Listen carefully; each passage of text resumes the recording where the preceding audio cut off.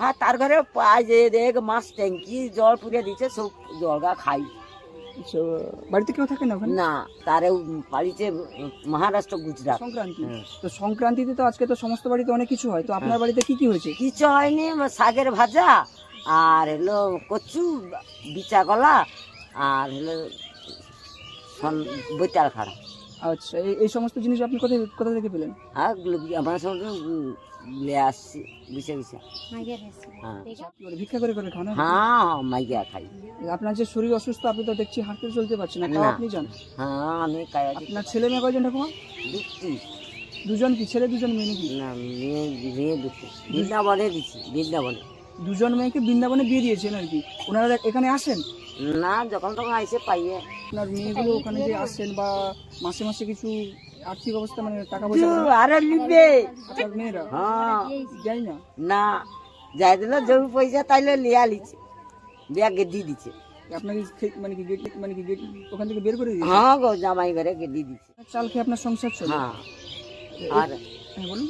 আর কিছু নাই, উঠতে পারিনি, বুঝতে পারিনি, চলতে পারিনি, এই হচ্ছে কথা। মেয়ে কটে মা তোকে ছেড়ে দিয়েছিল, যদি তুই এলো মা আগে যে গেটি দেবু তোর সর্বনাশ হবে, আবার দিছি কর। তাহলে আপনি এ বাড়িতে একা থাকেন? হ্যাঁ। আপনি যে একা থাকেন, আপনাকে দেখাশোনা করেন কি? ও নাই।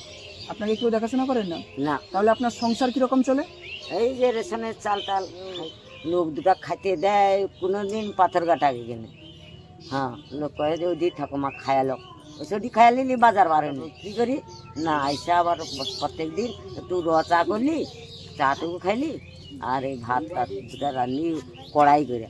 আচ্ছা, আপনি যে রান্না করেন, হ্যাঁ। আপনি একাই রান্না করেন? হ্যাঁ একা একা। আচ্ছা, আপনি কিসে রান্না করেন, উনুনে না গ্যাসে? উলো। আচ্ছা, আপনি উনুনে রান্না করেন? হ্যাঁ। আচ্ছা, তাহলে আপনি উনুনে রান্না করেন, আর বলছেন নাকি পাথরঘাটা গেলে মাঝে মাঝে ওখানে যদি কেউ খেতে বলেন তাহলে খান? হ্যাঁ খাই, আচ্ছা, নাই তো খাইতে পাইনি। নাহলে খেতে পান না? না না, ভুকে বিচারে না কেউ দেয়নি বাপু। কেউ শুধু খেতে জল ও ভুল বসে দেয় তো দেয়, না তো নিজে কানিয়া কানিয়া লিস।